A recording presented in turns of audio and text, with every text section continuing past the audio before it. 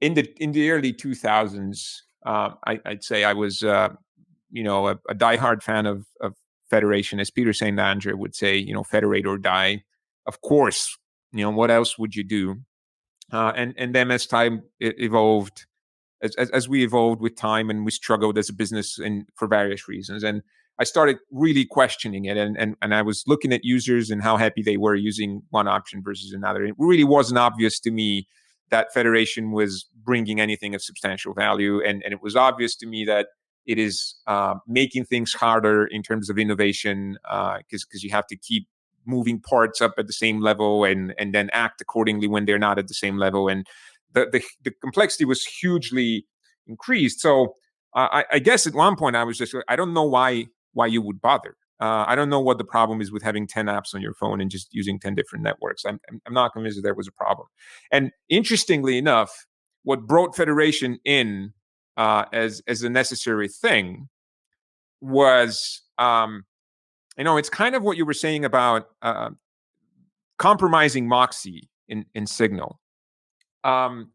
Interestingly, though, it's not the secret services that compromise that single party.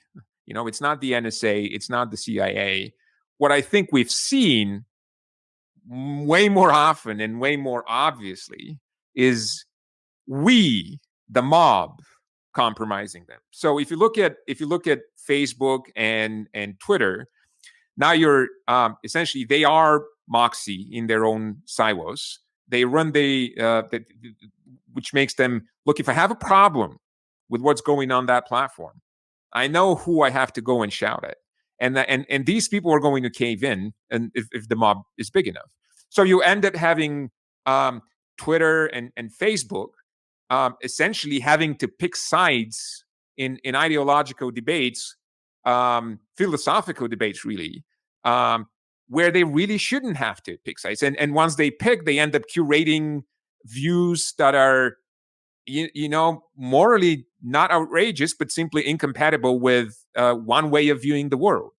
And it's inevitable. I think that, as you said, as long as you have that single party to compromise, sooner or later, they're going to have to pick a side. And what excites me about what you're showing is that when we say that the network provider is no longer the person responsible for these things, when they wash their hands out of it, when we say that you're responsible for that, we're saying that the network provider isn't.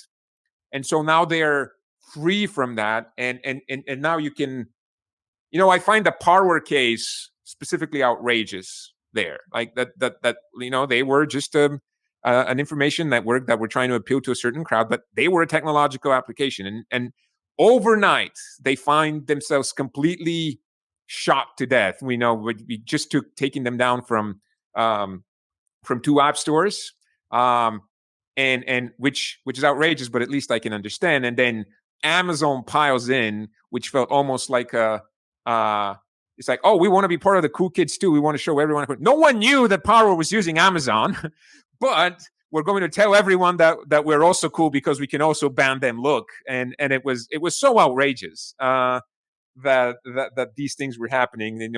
Tar and feathering essentially. So that's what excites me about the idea of federation, about the idea of leaving those responsibilities to people. I think they would hate it, but at least it wouldn't be a single party responsible for it anymore.